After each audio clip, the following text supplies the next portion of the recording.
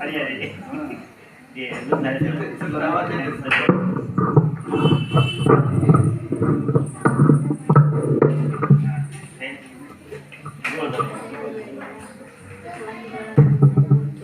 जाधवांची कन्या भोसल्यांची शून शिवबांची माता भाग्य कोणती अजून हिंदवी स्वराज्याची पताका नभे अभिमानाने डोलतो लक्ष देऊ नये का मी जिजाऊ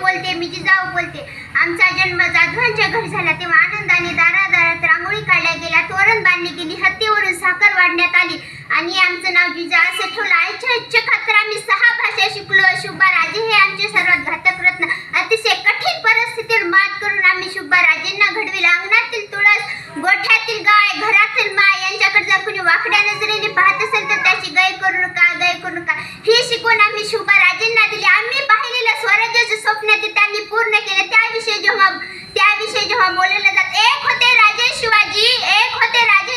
भीती नव्हती जगाची परवान होती परिणामांची साथ होती आई भवानी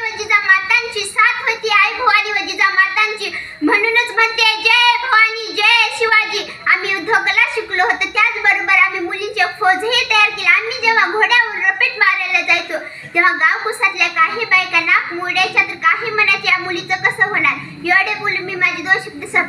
संपवते जय हिंद जय भारत.